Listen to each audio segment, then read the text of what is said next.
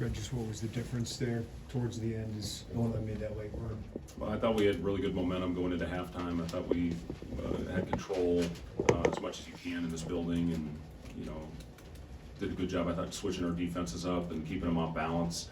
This is a really high octane team. They're great in this building. I love what Brad's doing with this group. I'm really impressed. I think it's a team that has a chance to go a long way. How they're built.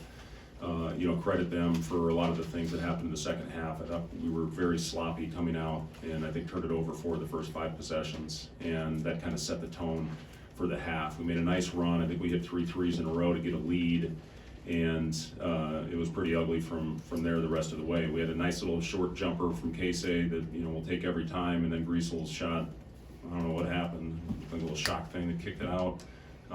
But then from there, Derek got his 4th foul on a very questionable call, and we're just not the same team with Derek off the floor. You see in 22 minutes he's a +10, and that's what he does for us. So credit Illinois, they did a good job picking up their pressure, ramping it up, especially when Derek was off the floor, and that's what created a lot of the turnovers. That got him runouts, it got him pick sixes, and our execution on the stretch again with Derek off the floor was not good.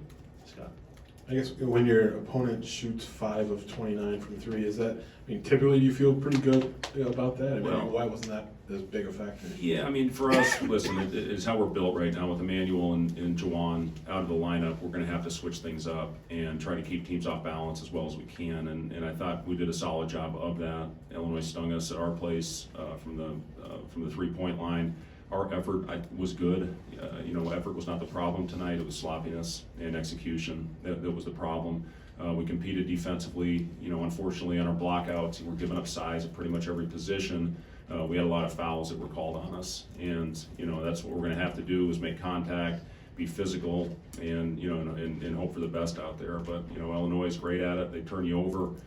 They get out in transition off those turnovers. They convert off those turnovers, and they're very good on the offensive glass, and that was the difference in the game.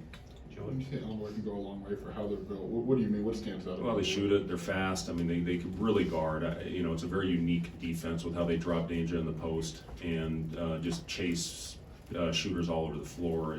Teams in today's era, they held Michigan State without a 3. That's impossible to do in today's era with the 3 and analytics and all that stuff. So they do a great job of taking away your threes and Baines is a force at the rim, and then they can play small with Coleman Hawkins, who's a great weapon at the 5 with his ability to pop. He rolls and pops about equal, and they've got good experience. Shannon's a beast. He's great in the slots, and the way Matt Meyer is playing right now with the confidence. That game at Wisconsin, it's hard to score 26 in that building. So I think they're built, and they're playing well. I think this is 7-8, if I'm not mistaken, for them right now, with the 1 loss and a crazy schedule against Indiana. But it's a team that it's clicking on all cylinders. Andy. They had a couple freshmen off Illinois had a couple freshmen off the bench, and Sincere Harris and Ty Rogers would make an impact there in the second half. What did they do to kind of present some challenges for you guys? Yeah, they did. Rogers was great on the glass. I think he had 6 offensive rebounds, and Harris is a jet. And unfortunately, we had opportunities, I think, to foul those guys on multiple occasions, and we didn't. We didn't wrap them up, and we gave them easy baskets. Instead, some of that was we were in foul trouble. Griesel and Jamarcus, and obviously Derek were in foul trouble. So you can't take yourself out of the game with that, but you still got to make them earn it. But those guys, yeah, they're great players, good freshmen, and obviously have bright futures. Anything else for Coach? All right, thanks, guys. Thank you.